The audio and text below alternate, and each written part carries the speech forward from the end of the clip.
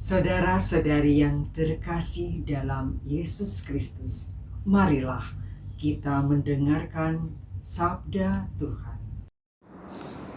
Bacaan pertama, bacaan dari kitab kedua Tawarik. Ketika Israel diperintah oleh Raja Zedekia, semua pemimpin di antara para imam dan rakyat berkali-kali tidak setia. Mereka mengikuti segala kekejian bangsa-bangsa lain. Rumah yang dikuduskan bagi Tuhan di Yerusalem mereka najiskan.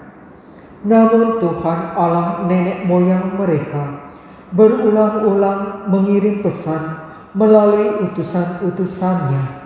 Karena Tuhan sayang kepada umatnya dan kepada tempat kediamannya. Tetapi mereka mengolok-olok para utusan Allah itu, menghina segala firman Allah, dan mengejek nabi-nabinya.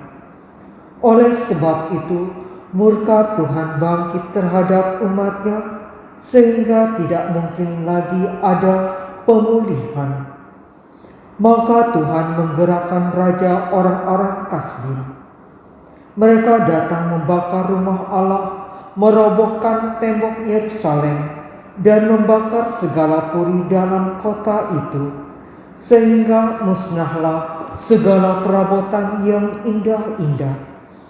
Orang-orang yang masih tinggal dan terluput dari pedang diangkutnya ke Babel. Mereka dijadikan budak raja dan budak anak-anaknya sampai kerajaan Persia berkuasa. Dengan demikian genaplah firman Tuhan yang diucapkan Yeremia, sampai tanah ini pulih dari akibat dilalaikannya tahun-tahun Sabat.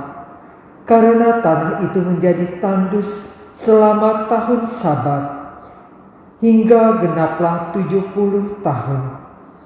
Pada tahun pertama pemerintahan Kores, raja negeri Persia, Tuhan menggerakkan hati Kores, raja Persia itu, untuk menggenapkan firman yang diucapkan oleh Nabi Yeremia.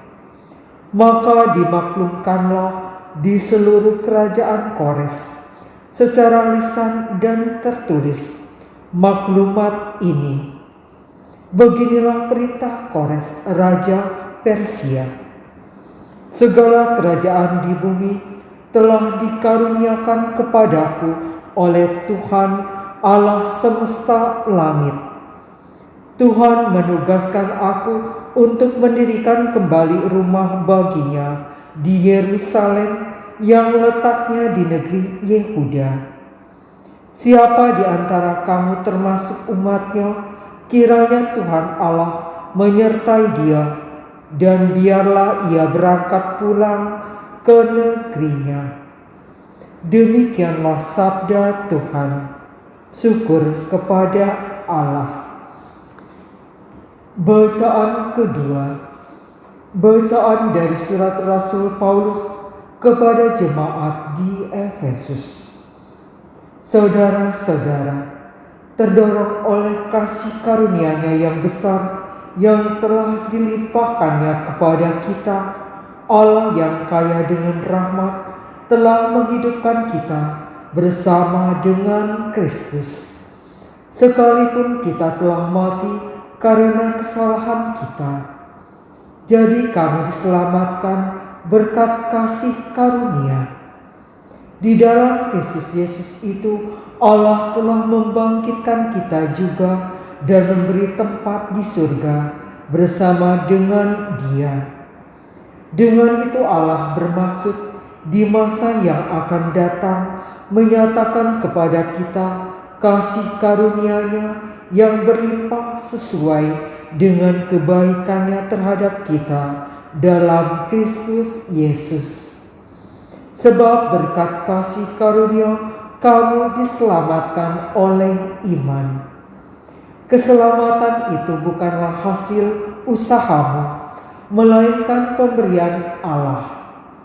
Jadi keselamatan itu bukanlah hasil pekerjaanmu, maka jangan sampai ada orang yang memegahkan diri. Sebab sesungguhnya kita ini buatan Allah, diciptakan dalam Kristus Yesus untuk melakukan perbuatan-perbuatan baik yang sudah dipersiapkan Allah sebelumnya. Ia mau supaya kita hidup di dalamnya. Demikianlah sabda Tuhan. Syukur kepada Allah.